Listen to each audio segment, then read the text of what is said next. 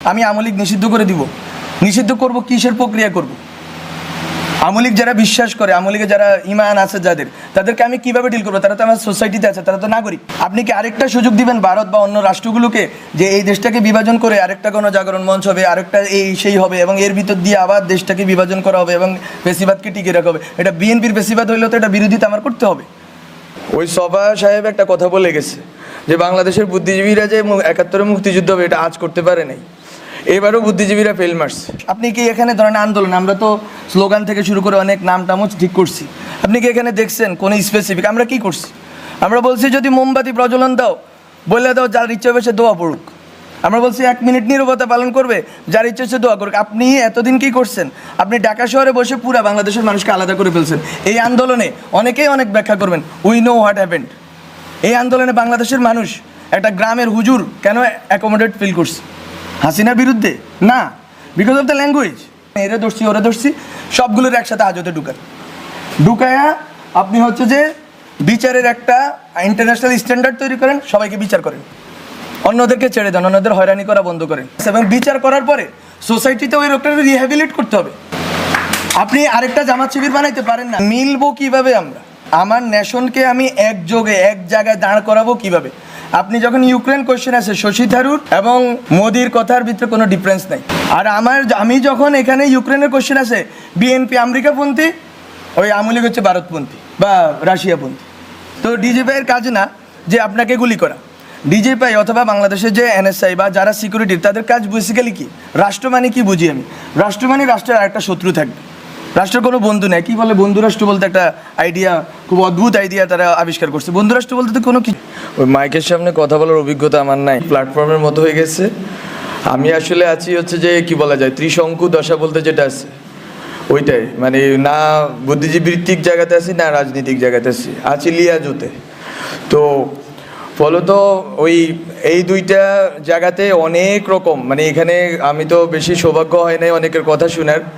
যেসব কথা শুনতেছি ওই মাঠের ভিতরের পরিস্থিতি, গভর্নমেন্টের ভিতরে পরিস্থিতি, পলিটিক্যাল সার্কেলের ভিতরে পরিস্থিতি এবং আরও অনেক জায়গাতে 3-4টে জায়গাতে পরিস্থিতি, কোনোটার সাথে কোনো মিল নেই। মিল নেই কেন আমি বলি, আমি ভাবছিলাম এই কথাটা শেষে বলবো যে ওই সভা সাহেব একটা কথা বলে গেছে যে বাংলাদেশের বুদ্ধিজীবীরা যে ৭১ মুক্তিযুদ্ধ হবে এটা আজ করতে পারে নাই, এবারও বুদ্ধিজীবীরা ফেল মারছে। তো আমি বলবো যে এই ক্ষেত্রে খুব গুরুত্বপূর্ণ যে এইটাকে বুঝা, আসলে সময়ের সন্তান বলতে একটা আইডিয়া আছে, সময়টাকে বুঝা, এটা হচ্ছে আমাদের জন্য গুরুত্বপূর্ণ যে আমরা সময়ের ভিতরে কিভাবে সক্রিয় হব এবং আমরা কিভাবে সময়টাকে ধরব।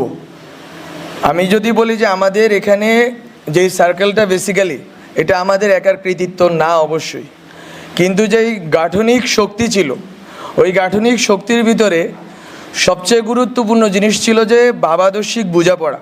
এখন ধরেন না আমরা বলতেছি একটা পোস্ট ইডিওলজিক্যাল সিচুয়েশনে আছি, আমাদের কোনো ওইভাবে আমরা একটা তুহিন এখানে বলে গেল যে নির্দলীয় বলতে কি বোঝাচ্ছে, বাট অথবা এটাই নতুন কিনা রাজনীতি কিনা নতুনভাবে, বা আরও অনেকে অনেক কিছু বলছে। বাট মূলত হচ্ছে যে আমাদেরকে লড়তে হয়েছে কিসের বিরুদ্ধে, এটা আসলে আমাদের বুঝতে হবে প্রথমত। এবং আসলে সামনের লড়াইটার সাথে গণ অভ্যুত্থানের যে ধরেন না আপনার হচ্ছে 2 কি 3 সপ্তাহ যে সময়টা, শ্বাসরুদ্ধকর যে সময়টা, অথবা এর আগে পরে আরও কিছুদিন যদি বর্ধিত করি, অথবা অনেকেই বলতেছেন এখনও গণ অভ্যুত্থান পরিস্থিতি, আমিও মনে করি। তো এই সময়টায় আসলে আমরা কী ধরনের ভাবাদর্শিক লড়াইটা করছি এটা আমার কাছে খুব গুরুত্বপূর্ণ, কারণ এটা ঠিক করে দিবে বাংলাদেশের সামনের রাজনীতি। আমরা বলতেছি এটা একটা পোস্ট ইডিওলজিক্যাল সিচুয়েশন, মিনস কি এ চলে গেল আবার, তো কি বলে যাব এভাবে তো, হ্যাঁ বাংলাদেশ রাষ্ট্রের মতো অবস্থা। এই চিল্লাই, হ্যাঁ চিল্লাই বলি, এখানে বলি নাহলে পাক আসতে সেটা দেখা যাবে। তো না আমি আসলে দাঁড়ানোর লোক আসলে ওইভাবে না, বলতো আমি বলতেছি যে আপনার হচ্ছে ইডিওলজিক্যাল কোয়েশ্চেনটা গুরুত্বপূর্ণ ছিল। আজম স্যারের লেখায় দেখাইছেন যে ভাষাগত এজবালি ভাষাগত কোয়েশ্চেনটা গুরুত্বপূর্ণ ছিল। এবং আপনার এখানে জনগণ যে ক্যাটাগরি, এটা কিভাবে গঠিত হইলো এটার একটা গুরুত্ব ছিল।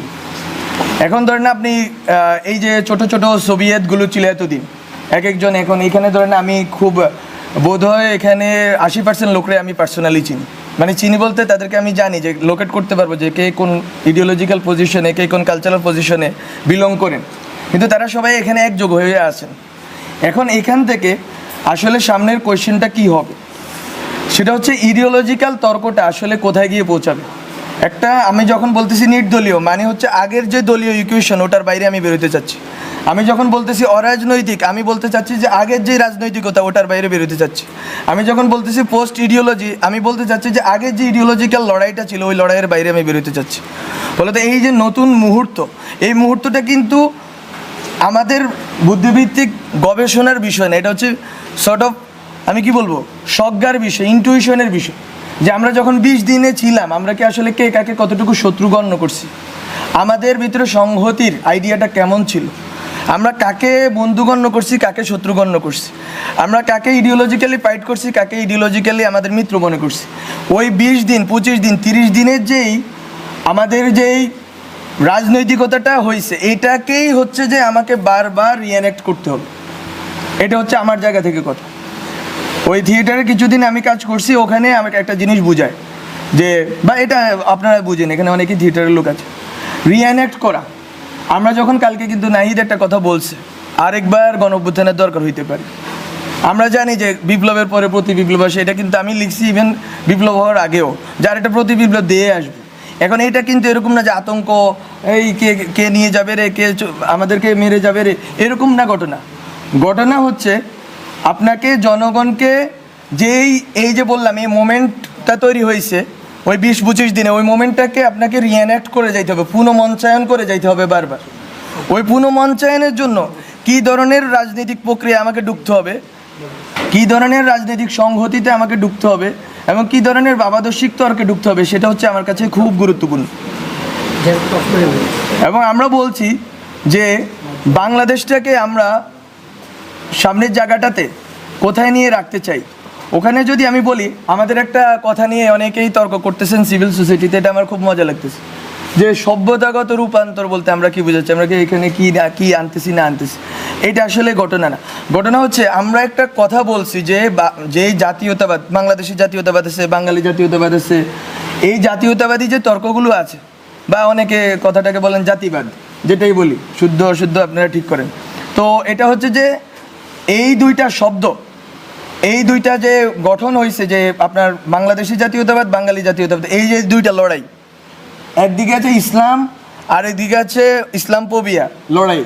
এই লড়াইগুলোর আপনার সামনের ভবিষ্যৎটা কি হবে, ওইখান থেকে আমরা বলতেছি যে আপনি দুইটা সিভিলাইজেশনের মাঝখানে বসে আছেন, সিভিলাইজেশন স্টেটের মাঝখানে বসে আছেন। আপনি বাংলাদেশ রাষ্ট্রটাকে কোথায় দাঁড়া করাইতে চাচ্ছেন? আপনি কি 71-এর যে মুক্তিযুদ্ধের যেই প্রশ্নগুলো আছে, এটা খুব খুব ভাইটাল কোয়েশ্চেন। মুক্তিযুদ্ধের মানে যেই আপনার চেতনা, গণচেতনা, ওর ভিতর দিয়ে যেই রাজনীতিটা হয়েছে, ওই রাজনীতি দিয়ে কি আপনি টেনে নিতে পারবেন, নাকি মুক্তিযুদ্ধের গণচেতনাটাকে আপনাকে স্ট্রেস করে সামনের দিকে আগাইতে হবে? সামনের দিকে আগাইলে আপনি কোথায় আগাবেন? আমরা বলতেছি ওখানে আপনি যদি সিভিলাইজেশন স্টেট, দুইটা সিভিলাইজেশন, হ্যাঁ তাদের অনেক সংকট আছে, ওখানে কমিউনিস্ট পার্টি আছে, ওখানে আরএসএস আছে, বাট আপনি এই বেঙ্গল যে এটাকে আপনি কিভাবে পুরা দুনিয়াতে দাঁড় করাবেন, এই যদি ভবিষ্যৎমুখী এবং বহির্মুখী প্রস্তাবনা না থাকে, তাহলে ডিজে ভাই আপনাকেই মারবে। ডিজে ভাইয়ের কাজ না আপনার, এখানে বললে আবার শুনে ফেলবে ওরা, তো ডিজে ভাইয়ের কাজ না যে আপনাকে গুলি করা। ডিজে ভাই অথবা বাংলাদেশের যে এনএসআই বা যারা সিকিউরিটির, তাদের কাজ বেসিক্যালি কি, রাষ্ট্র মানে কি বুঝি আমি, রাষ্ট্র মানে রাষ্ট্রের আরেকটা শত্রু থাকবে, রাষ্ট্রের কোনো বন্ধু নেই। কী বলে বন্ধু রাষ্ট্র বলতে, একটা আইডিয়া, খুব অদ্ভুত আইডিয়া তারা আবিষ্কার করছে। বন্ধু রাষ্ট্র বলতে তো কোনো কিছু নাই, প্রত্যেকটা রাষ্ট্রই তার, এই যে আজকে আমার বাদ ছেড়ে দিল, ছেড়ে দিল, তো এটা তো এরকম অনেকে বলতেছে এটা রাজনৈতিকভাবে আমাদের বিরোধিতা করতে করবো, কিন্তু রাষ্ট্র তো এমন একটা জিনিস, সে তার স্বার্থটা দেখবে। তো বন্ধু রাষ্ট্র বলতে কোনো আইডিয়া নেই। বলতো আমি রাষ্ট্র জিনিসটাকে কীভাবে ডিল করবো, এখন যখন আমার দুই পাশে দুইটা সিভিলাইজেশন স্টেট দাঁড়ায় আছে, আমি আসলে কিভাবে ডিল করলে বাংলাদেশের বিশিষ্ট অবস্থানটাকে, এটা আমাকে যদি কেউ ব্যাখ্যা করে বলতে পারেন বলে, যে আমি কেন বাংলাদেশ রাষ্ট্র নামে দাঁড়াই থাকতে হবে, আবার কী জন্য দাঁড়াবো আমি? আমি কি 71 দিয়ে ওই ইকুয়েশন সলভ করতে পারছি কিনা? যদি সলভ করতে পারতাম তাহলে ফেসিবাদ দাঁড়াইলো কেমন 71-এর উপরে? ফলে তো আমি বলতেছি এগুলো হচ্ছে যে আপনাদেরকে রিএভালুয়েট করতে হবে। এবং এটা সভ্যতা বলতে কোনো ইসলাম হিন্দু এইসব জিনিস আমি বলতেছি না। এটা হচ্ছে আপনারা যদি বেঙ্গল বেসিন, আমরা বেসিনে বসে আছি, বেসিনে আমাদের ল্যান্ডটা, আমাদের দেশটা বেসিন ল্যান্ড। এটা হচ্ছে একটা ধরনের সিভিলাইজেশনাল কনফ্লুয়েন্স ঘটছে এখানে, সব ধরনের সিভিলাইজেশন এখানে এসে মিলিত হয়েছে। এইটা কতটুকু শক্তির জায়গা?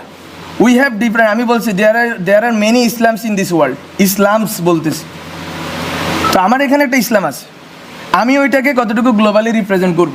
This is the question of, this is really the question of national integrity and security. এটা অনেকে বুঝতেছি কি না আমি জানি না। আমার এখানে যেই সেকুলার রাজনীতির কাঠামো আছে, এটাকে তো আমাকে ইনটেক্ট রাখতে হবে। এখন এই সেকুলার রাজনীতির কাঠামো কি সেকুলার আর সেকুলারিজম, এটা অনেক তর্ক আছে, তালাল আসাদে অনেকে পড়ে বেজে ফেলছে। কিন্তু সেকুলার আর সেকুলারিজমের তর্কে যে আমি এখনও পর্যন্ত ডিল করি নাই, আমি কি এই রাষ্ট্রটা সেকুলার করব নাকি সেকুলারিস্ট করব, অনেকগুলো তর্ক আছে।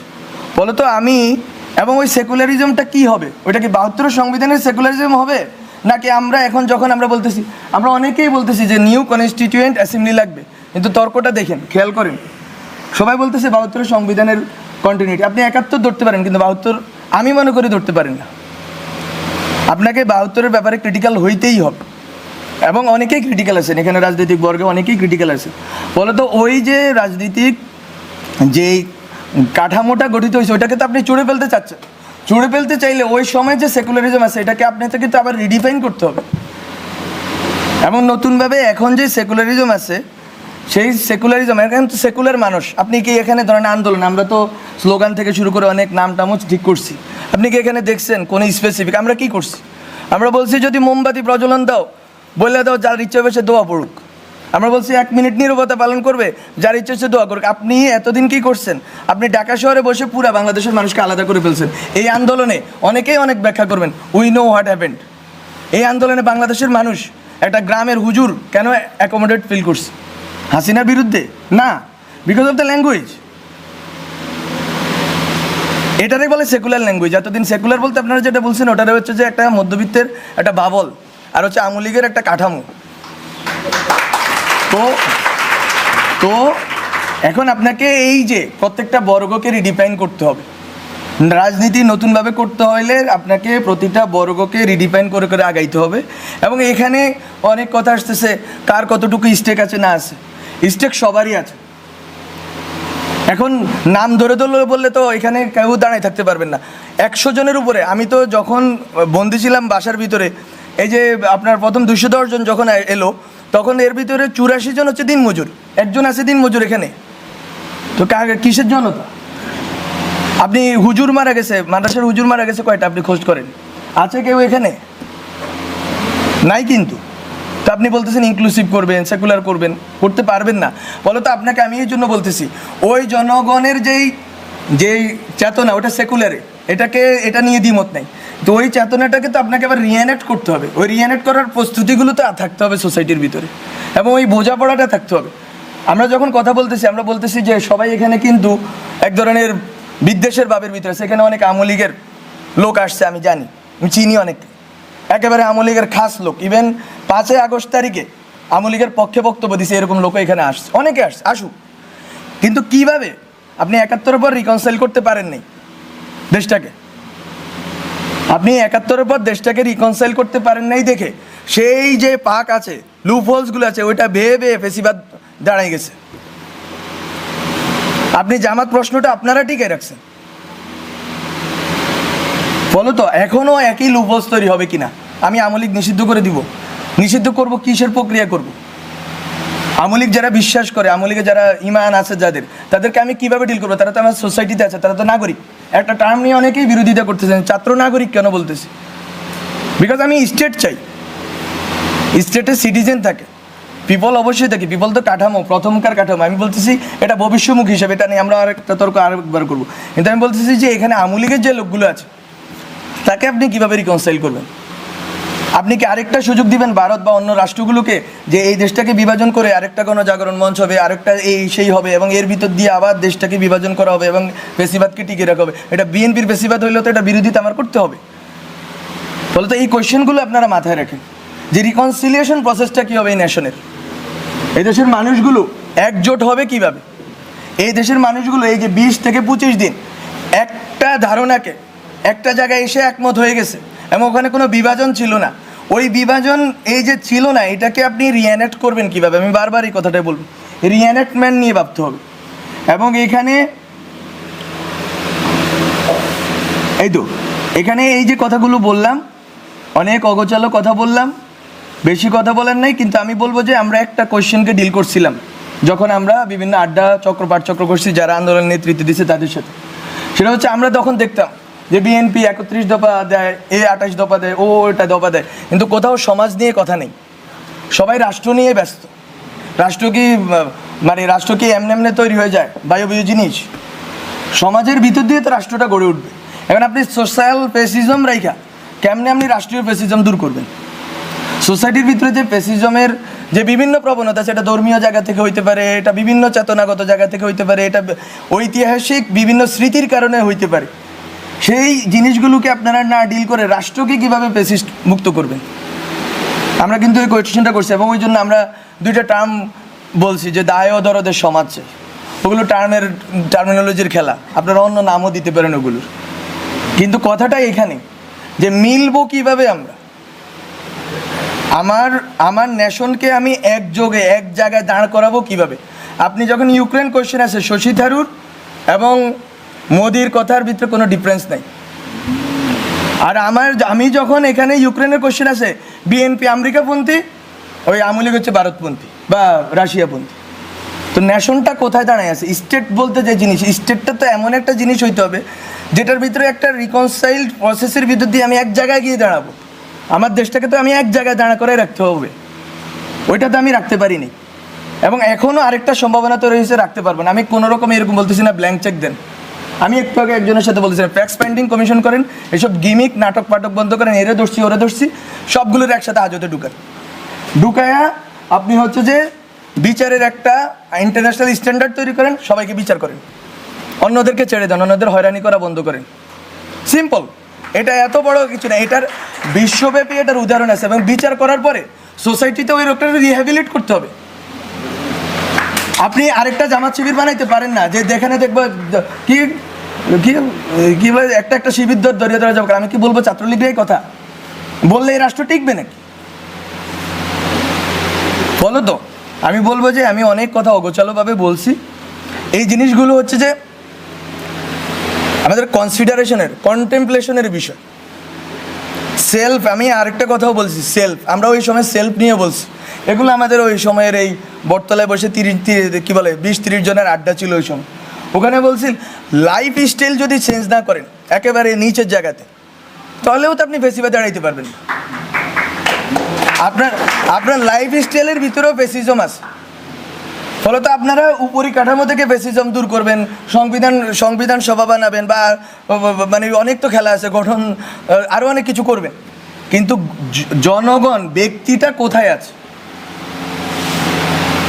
ব্যক্তি মানুষের যে হাজার এখানে অনেকে কথা বলতেছে, এই যে ভাই বললো ইম্পালসিভ হয়ে গেছে তরুণদের ইম্পালসিভ জিনিস। আরেকটা কথাও আছে এটার পিঠে, যে তরুণরা তো ট্রমাটাইজডও হয়েছে। ঢাকা শহরের ঢাকা শহরের না, মফস্বল বিভিন্ন এলাকার তরুণরা ট্রমাটাইজড হয়েছে। আপনি তাদের ট্রমা কীভাবে ডিল করবেন? এই মানসিক স্বাস্থ্যের সমস্যা আপনি কীভাবে ডিল করবেন এই নতুন রাষ্ট্রে? ফলে তো অনেক কোশ্চেন আছে, কিন্তু এই যে ব্যক্তি পর্যন্ত তো পৌঁছাইতে হবে। ব্যক্তি সমাজকে আমি পরিগঠন করলে আমি রাষ্ট্রকে এদিক ওদিক করতে পারবো, কিন্তু রাষ্ট্র আবার আমি সার্বভৌম করবো কিনা ওই তর্কেও আমাকে থাকতে হবে। রাষ্ট্রকে আমি আবার সার্বভৌম করে ফেলবো কিনা। ফলে তো অনেক অগোছালো কথা বলে ফেলছি, ক্ষমা করবেন, আমি অনেক ছোটো মানুষ। তো এতটুকুই কথা। আপনাদের সাথে আরও কথা হবে, কিন্তু আমি বলে রাখলাম যে আন্দোলনের ভিতর, গভর্নমেন্টের ভিতর এবং সামাজিক বা রাজনৈতিক পরিসরের ভিতরে অনেকগুলো তর্ক আছে যেটা আসলে খাপ খায় না। এই খাপ খাওয়ার জায়গাটা তৈরি করতে হবে যাতে আমরা সেম পেজে থাকি এবং বাংলাদেশ রাষ্ট্র নিয়ে আমাদের যে স্বপ্নটা আছে, স্বপ্নটা একটু বড় করে দেখতে হবে। এইটা যতদিন, আমি শুধু একটা কথা বলে শেষ করি, কেন আমরা সভ্যতা রাষ্ট্রের কথা বলতেছি। যতদিন আপনি বাংলাদেশ রাষ্ট্রের ভিতরে থাকবেন, ডিজেপি এনএসআই আপনাকেই মারবে। আর যদি আপনি মনে করেন বাংলাদেশ রাষ্ট্রকে আপনি গ্লোবালে দাঁড় করাবেন, তাহলে ভিন্ন ঘটনা ঘটবে। এটা সিম্পল স্ট্র্যাটেজিক্যাল কথা। মানে আপনার আমার ঠিক করার কথা, আমি বাংলাদেশ রাষ্ট্রকে কোথায় দেখতে চাই। ঠিক আছে।